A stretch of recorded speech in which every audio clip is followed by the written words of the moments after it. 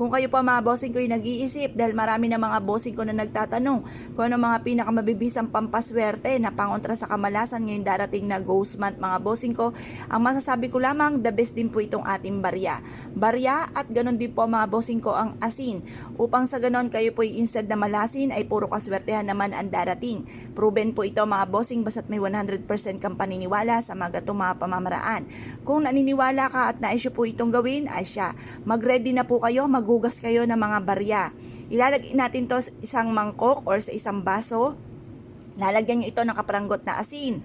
Ibubudbud nyo po siya at halu-haluin nyo po ito habang nagwi-wish ka ng mga bandang alas 7 na nakaharap ka sa gawing silangan mga bossing kung saan nasikat ang araw.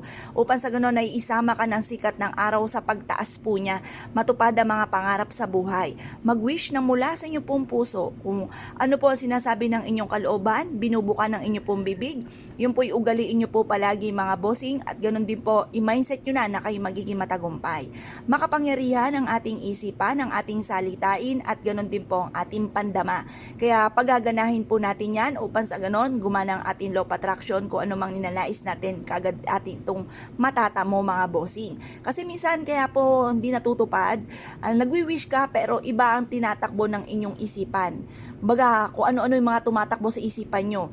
Hindi po kung ano yung sinasabi po ninyo, yun ang dapat tinatakbo ng inyong isipan at damhin nyo ang swerte or kaya po mula sa puso ang pagwi-wish mga bossing. Ngayon pa mga bossing gawin nyo po ito ng umaga. At pagkatapos mga bossing ko magtapon ng mga kamalasan sa nakaharap ka sa may silangan mga bossing ko sa sinag ng araw. Sabi nyo po, itinatapo ko na lahat ang kamalasan ko at huwag ka na muling babalik pa.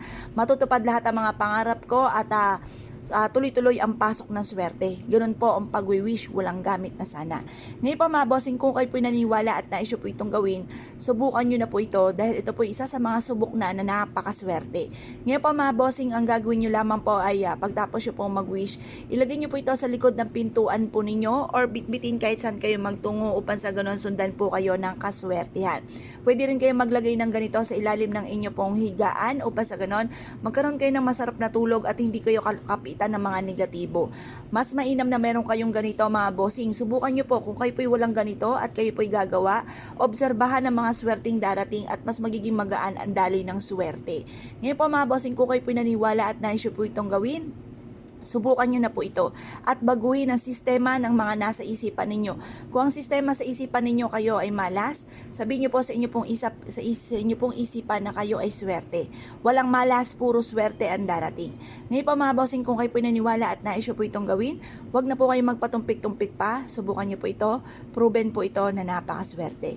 Ngayon pa mga bossing, kung kayo po naniwala, asya, good luck po sa inyo po lahat.